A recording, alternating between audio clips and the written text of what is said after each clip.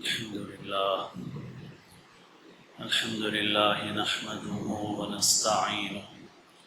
ونستغفره ونؤمن به ونتوكل عليه ونعوذ بالله من شرور أنفسنا ومن سيئات أعمالنا من يهد الله فلا مضل له ومن يضلل فلا هادي له نشهد أن لا إله إلا الله وحده لا شريك له ونشهد أن سيدنا ونبينا ومولانا محمدا عبده ورسوله صلى الله تعالى عليه وعلى آله وأصحابه وأتباعه وأزواجه وذرياته وبارك وسلم تسليما كثيرا كثيرا اما بعد قابل احترام بزرگوں، عزیز دوستوں اور ساتھیوں، گزشتہ جمعہ کچھ باتیں تعلیم سے متعلق عرض کی گئی تھی اور بتایا گیا تھا کہ اس وقت دنیا میں جس چیز کو تعلیم کہا جا رہا ہے یہ دراصل پیسہ کمانے کی صلاحیتیں ہیں، گویا ہنر ہے جس ہنر کے ذریعے سے انسان مال کما سکتا ہے،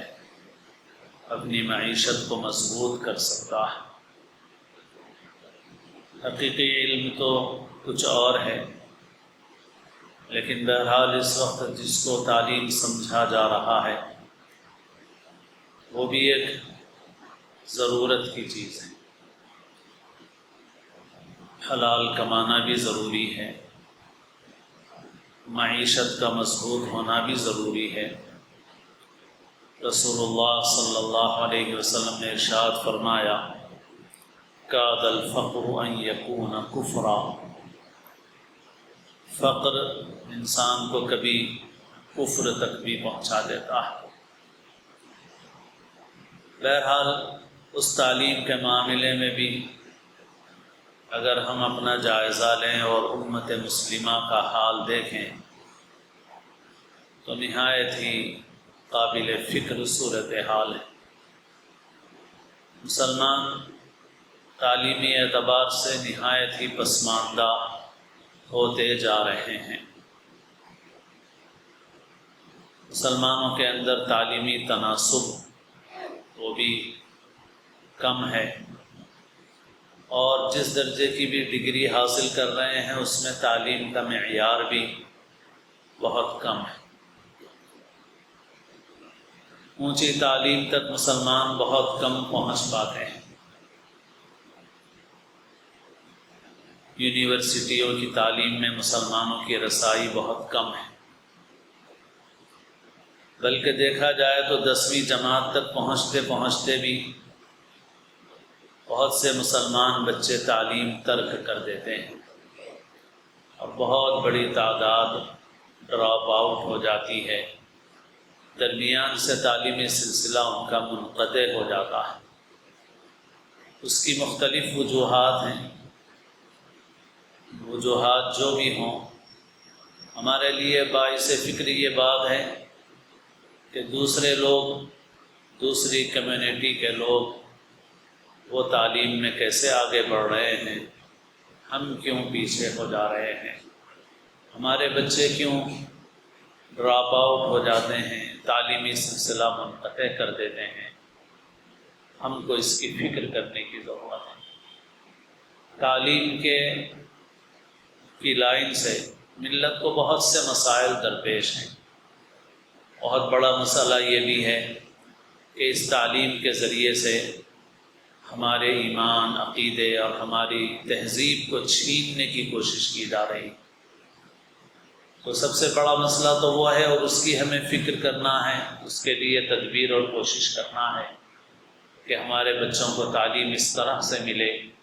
کہ ان کا ایمان محفوظ رہے، ان کا عقیدہ محفوظ رہے، ہماری تہذیب، ہمارا کلچر محفوظ رہے۔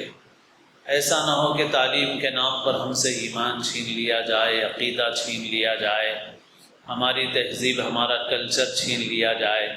تو پھر ایسی تعلیم سے کوئی فائدہ نہیں ہے۔ ایسی تعلیم سے تو جہالت بہتر ہے۔ بہرحال مختلف مسائل ہیں، لیکن اس ملک میں خاص طور پر مسلمانوں کو اس میدان میں بہت محنت اور کام کرنے کی ضرورت ہے۔ تعلیم کا تناسب کیوں کم ہو رہا ہے، اس کی کیا وجوہات ہیں؟ بہت سے بچے اس لیے تعلیم نہیں حاصل کر رہے ہیں کہ ان کے پاس پیسہ نہیں ہے، لیکن اس سے بھی بڑی وجہ غالباً یہ ہے کہ عام مسلمانوں کے نزدیک تعلیم کی ایسی اہمیت نہیں ہے کہ وہ اپنی خواہشات کی قربانی دے کر تعلیم کے لیے پیسہ خرچ کریں۔ بہت سے چھوٹے موٹے کام کرنے والے بھی بعض اوقات اچھی کمائی کر لیتے ہیں، مگر وہ پیسہ اپنا مختلف دوسری چیزوں پر صرف کرتے ہیں، بچوں کی تعلیم پر صرف نہیں کرتے۔ آٹو اور ٹیکسی چلانے والے بھی بسا اوقات کافی اچھی کمائی کر لیتے ہیں، میوہ بیچنے والے بہت اچھی کمائی کر لیتے ہیں، بعض وقت گھوم پھر کر کے کپڑا یا سامان مختلف بیچنے والے اچھی کمائی کر لیتے ہیں، لیکن ان کے پاس شعور نہیں ہے، ان کو فکر نہیں ہے کہ ہم اپنے بچوں کی تعلیم پر پیسہ خرچ کریں۔ چھلے چھٹی پر، رسومات پر، خرافات پر، باجے گاجے پر، غیر ضروری خواہشات کے لیے سودی قرضہ لے کر اس قرض کی ادائیگی میں اپنی ساری کمائی صرف کر دی جاتی ہے، اور ہر وقت بے برکتی کے شکار رہتے ہیں، اور پیسہ ان کا سارا اس قرض کے، سودی قرض کے ادا کرنے میں صرف ہو جاتا ہے۔ شعور پیدا کرنے کی ضرورت ہے، اور جو لوگ واقعتاً غربت اور پسماندگی کا شکار ہیں، مالداروں کو چاہیے کہ وہ ان کی مدد کریں اور ان کے تعلیم کے سلسلے کو جاری رکھیں۔ آپ اگر کھانے پینے کی چیزیں دیتے ہیں تو وقتی ضرورتیں پوری ہو جاتی ہیں، لیکن اگر آپ کچھ بچوں کی تعلیمی نگرانی کریں اور ان کو تعلیم یافتہ بنائیں، موجودہ تعلیم کے اعتبار سے ہی جو ہنر والی تعلیم ہے، تو کم از کم وہ اپنے پیروں پر کھڑے ہوں گے اور کل کے دن اس لائق ہوں گے کہ ان کو کسی کے سامنے ہاتھ پھیلانا نہ پڑے۔ رسول اللہ صلی اللہ علیہ وسلم کے پاس ایک صحابی اپنی کچھ ضرورت کے لیے آئے اور آپ سے کچھ سوال کیا۔ آپ صلی اللہ علیہ وسلم نے ان کو یہ پوچھا کہ تمہارے پاس کیا ہے؟ گھر میں مختصر سا سامان تھا، حضور نے اس سامان میں سے کچھ فروخت کر دیا اور پھر ان کو جنگل سے لکڑیاں کاٹ کر لانے کے لیے کہا، اور وہ لکڑیاں کاٹ کر لاتے رہے، اس کو بیچتے رہے، اور کچھ عرصے میں اللہ تعالیٰ نے ان کو مستغنی کر دیا اس بات سے کہ وہ کسی کے سامنے سوال کریں اور اپنا ہاتھ پھیلائیں۔ تو آپ صلی اللہ علیہ وسلم نے اس طرح سے تربیت فرمائی کہ آدمی کو اس طرح سوال سے بچنا چاہیے، اور ایسی تربیت کرنا چاہیے کہ لوگ اپنی ضرورتیں اپنی محنت سے پوری کر سکیں۔ تو بہرحال اس طرف توجہ کرنے کی ضرورت ہے۔ جو لوگ اس میدان میں کام کرتے ہیں وہ بتاتے ہیں کہ ایک بہت بڑی تعداد 10ویں جماعت سے پہلے تعلیم ترک کر دیتی ہے، بعض لوگ بمشکل 10ویں جماعت پاس کر لیتے ہیں مگر اس کے آگے کی تعلیم جاری نہیں رکھ پاتے، کچھ لوگ بمشکل گریجویشن کی تکمیل کرتے ہیں، اور اس کے آگے کی تعلیم میں تو مسلمانوں کا تناسب بہت ہی کم ہے، پرسنٹیج بہت ہی کم ہے، اور اس کے نتیجے میں ملت معاشی اعتبار سے پسماندگی کا شکار ہوتی ہے، اور ظاہر ہے کہ یہ معاشی پسماندگی بہت سے فتنوں اور خرابیوں کا ذریعہ بن جاتی ہے۔ ہمارے بچپن میں جو لوگ غیر مسلموں میں چھوٹی ذات کے سمجھے جاتے تھے اور جن کے اندر تعلیم کا تناسب بھی بہت کم تھا، ہمارے گاؤں دیہاتوں میں جو لوگ کھیتی کا کام کرتے تھے، جانور چراتے تھے، جانوروں کی خدمت کرتے تھے، بعض ایسی چھوٹی ذات کے لوگ تھے جن کی بستیاں بھی گاؤں سے باہر ہوا کرتی تھیں، یعنی گاؤں کے عام آبادی میں ان کے گھر نہیں ہوا کرتے تھے۔ لیکن آج صورتحال یہ ہے کہ ان کا تعلیم میں تناسب مسلمانوں سے زیادہ ہے، تعلیم میں وہ مسلمانوں سے بہت آگے ہیں۔ اسی طرح سے شہر میں اور اطراف میں لمباڑا طبقے کے لوگ رہتے تھے، ان کی عورتیں اپنے لباس سے پہچانی جاتی تھی، ان کا لباس مخصوص ہوا کرتا تھا جو اب انہوں نے ترک کر دیا ہے تقریباً۔ ان لمباڑوں کے محلے ہوتے تھے جن کو ٹانڈا کہا جاتا تھا، ان میں 1% بھی لوگ پڑھے لکھے نہیں ہوتے، بالکل صفر تھا تعلیمی تناسب ان کے اندر۔ لیکن آج صورتحال یہ ہے کہ وہ بھی تعلیم میں آگے بڑھ چکے ہیں، تعلیم کا معیار، تعلیم کا تناسب ان کے اندر بڑھ گیا۔ اور ایک صاحب جو محبوب نگر سے تعلق رکھتے ہیں، کچھ عرصے پہلے انہوں نے بتایا تھا کہ اس وقت مغربی بنگال کا جو چیف سیکریٹری ہے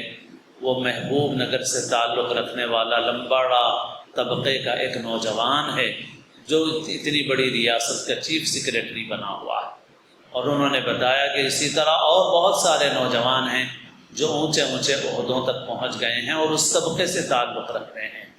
تو ملت کے لیے یہ بات بہت ہی قابل فکر ہے کہ آج سے چند برس پہلے، چند دہائیوں پہلے، 40-50 سال پہلے جو لوگ تعلیمی اعتبار سے صفر تھے، دنیاوی تعلیم کے اعتبار سے، آج وہ مسلمانوں سے بہت آگے بڑھ گئے ہیں اور مسلمان ان سے بہت پیچھے ہو گیا۔ معیار تعلیم کا بھی ایسا ہی معاملہ ہے، اس کی جو وجوہات ہیں ان کو بھی حل کرنے کی ضرورت ہے۔ ہماری بستیوں میں جو اسکولز چلتے ہیں ان کے اندر بچے بمشکل 10ویں جماعت پاس کرتے ہیں، مگر جہاں تک معیار تعلیم کا تعلق ہوتا ہے معیار تعلیم پایا نہیں جاتا ہے، صرف ڈگری حاصل کر لیتے ہیں، تعلیم کا معیار نہیں رہتا۔ کیا وجوہات ہیں؟ ان وجوہات کو حل کرنے کی ضرورت ہے۔ ایک وجہ اس میں سے یہ بھی ہے، جیسے ابھی ذکر کیا گیا کہ ہم تعلیم پر پیسہ خرچ کرنا نہیں چاہتے۔ تعلیم کے لیے جو عملہ درکار ہے وہ بھی اپنی صلاحیتوں کے اعتبار سے الگ الگ اور مختلف ہے۔ آپ کو 6,000 روپے میں پڑھانے والی خاتون ٹیچر بھی مل جائے گی، 5,000 روپے میں بھی مل جائے گی، 10,000 روپے میں بھی ملے گی، 20,000 50,000 روپے میں بھی ملے گی، 1,00,000 روپے میں پڑھانے والی ٹیچر بھی ملے گی۔ کیا فرق ہے آخر؟ ایک ہی سبجیکٹ پڑھانے والوں میں اتنا بڑا فرق کیوں ہے؟ ظاہر ہے ان کی صلاحیتوں کے اعتبار سے۔ مسلمانوں کا مزاج خاص طور پر ایسا محسوس ہوتا ہے کہ وہ اس میں پیسہ خرچ کرنا نہیں چاہتے، دوسری چیزوں میں پیسہ خرچ کرتے ہیں مگر اس میں اپنا پیسہ خرچ نہیں کرتے۔ میں سناتا رہتا ہوں کہ ایک مرتبہ ایک کام والی آئی گھر میں کام کرنے کے لیے، اس نے یہ کہا کہ مجھے گھر چلانے کے لیے کسی پیسے کی کام کرنے کی ضرورت نہیں ہے، میرا شوہر جو کماتا ہے اس سے میرے گھر کی ضرورتیں پوری ہو جاتی ہیں، مگر میں اپنے بچے کی فیس ادا کرنے کے لیے ایک گھر میں کام کرتی ہوں تاکہ اپنے بچے کو اچھے اسکول میں پڑھاؤں، اچھی تعلیمی ادارے میں پڑھاؤں۔ لیکن اس کے برعکس ہم دیکھتے ہیں کہ مسلمانوں کے پاس اگر پیسہ ہو تب بھی مسلمان اپنا پیسہ تعلیم کے لیے خرچ کرنا نہیں چاہتا۔ ہماری آبادیوں میں چلنے والے اسکولوں سے لے کر اونچے تعلیمی اداروں تک مسلمانوں کے تعلیمی اداروں میں معیار تعلیم قابل فکر ہے، الا ماشاء اللہ، سوائے کچھ چند اداروں کے جو اچھا کام کرتے ہیں، باقی کی صورتحال ایسی۔ اخلاقی اعتبار سے بھی زوال ہے ہمارے پاس، ہمارے بعض اچھے کالجز اور ادارے ہیں لیکن خود آپ جیسے لوگ بتاتے ہیں کہ بھائی مسلمانوں کے جو تعلیمی ادارے ہیں ان کے اندر مخلوط ماحول زیادہ ہے اور بے حیائی کے مناظر نظر آتے ہیں، لڑکوں لڑکیوں کا اختلاط، دوستیاں، تعلیم سے زیادہ دیگر سرگرمیاں، اور اس کے برخلاف دوسرے کچھ غیر لوگوں کے اداروں کو دیکھتے ہیں تو وہاں تعلیم کا ماحول زیادہ ہے، اور ان چیزوں کے اعتبار سے وہاں کا ماحول نسبتاً بہتر ہے۔ یہ بڑے افسوس کی بات ہے کہ مسلمان جن کو اس معاملے میں دوسروں کے لیے اچھی مثال بننا چاہیے تھا، وہ ایک بری مثال بن گئے ہیں۔ ایسے ہی تعلیمی اداروں میں حاضری نہیں ہے مسلمان بچوں کی، بہت غیر حاضری کرتے ہیں، چیٹنگ کر کے کسی طرح سے پاس کر لیتے ہیں۔ ایک کالج میں ایک فکر مند استاد نے ذمہ داروں سے کہا کہ یہ کیا ہو رہا ہے، بچے سب فون سے فوٹو لے رہے ہیں اور پرچہ لکھ رہے ہیں اور اس طرح پاس ہو جائیں گے یہ۔ تو انہوں نے کہا کہ بھائی ہم کو ذمہ داروں کے سامنے جواب دینا ہے، اور اگر رزلٹ اچھا نہیں آئے گا تو ذمہ دار ہماری پکڑ کریں گے۔ کون بچے ہیں وہ؟ مسلمانوں کے خوشحال طبقے کے بچے ہیں، وہ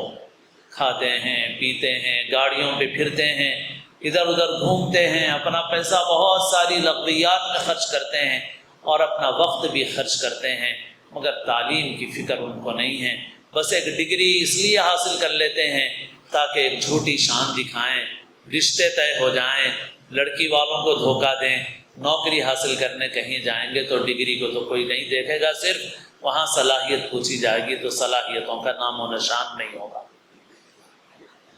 ایک جگہ ایک اسکول کے جلسے میں حاضری تھی، ٹاپ آنے والے بچوں اور بچیوں کو 10ویں جماعت میں انعامات دیے گئے، تو لڑکیوں کی بڑی تعداد تھی جن کو انعام ملا، اور لڑکوں میں صرف ایک لڑکا تھا جس کو ٹاپ آنے کا انعام اس حلقے کے MLA صاحب کے ذریعے سے دیا گیا۔ تو جلسے میں حاضر تھا، میں نے پوچھا کیا بات ہے بھائی، کیا لڑکے آپ کے پاس زیادہ تعداد میں نہیں ہیں؟ تو بتایا کہ لڑکے بھی بہت تعداد میں ہیں۔ میں نے پوچھا نتیجے میں یہ فرق کیوں ہے کہ لڑکیاں تو اتنی زیادہ ٹاپ آ رہی ہیں اور لڑکا صرف ایک آیا ہے آپ کے پورے اسکول میں، بلکہ ان کے کئی اسکول ہیں علاقے میں، صرف ایک لڑکا آیا۔ پھر میں نے وہاں گفتگو بھی اسی پر کی، اور بچوں سے میں نے یہی کہا آپ لوگ بس اچھے اچھے فون لیتے ہیں، گاڑیوں پہ پھرتے ہیں، راتوں کو گھومتے ہیں، چبوتروں پہ بیٹھتے ہیں، اپنا وقت ضائع کرتے ہیں، اپنی جوانی اپنی صلاحیت برباد کرتے ہیں، اور تعلیم کے معاملے میں آپ پیچھے ہیں۔ بچیاں آپ سے آگے ہیں مگر آپ بچیوں سے بھی زیادہ گئے گزرے حال میں۔ تو بہرحال تعلیم کا تناسب بھی قابل فکر ہے، اور جس مقدار میں پڑھ کے جس سطح کی بھی ڈگری لے رہے ہوں، چاہے وہ میٹرک کی لے رہے ہوں، چاہے انٹر کی لے رہے ہوں، چاہے انجینئرنگ کی لے رہے ہوں، اس میں مسلمان بچوں کا معیار تعلیم کیا ہے، یہ بات بھی بہت قابل فکر ہے۔ ایک دنیاوی لائن کے ایک ماہر ہیں، ان کا بھی تھوڑے دن پہلے ایک لیکچر سنا میں نے، اس میں وہ کہہ رہے تھے کہ دنیا کی 10 یا 15 بڑی وہ کمپنیاں جو ڈگری نہیں پوچھ رہی ہیں آج کل، وہ سوال ہی نہیں کر رہی ہیں کہ آپ کے پاس ڈگری کون سی ہے،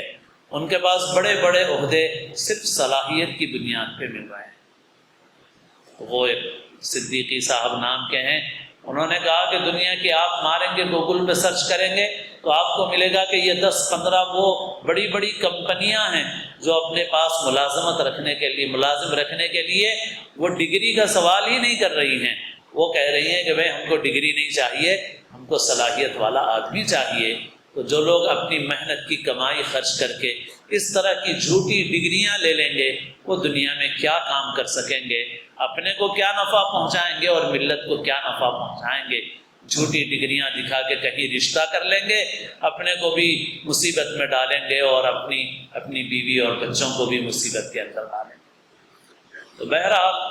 یہ سب چیزیں ملت کے لیے بہت اہم ہیں۔ ایسا نہیں کہ ان چیزوں کا دین سے تعلق نہیں ہے،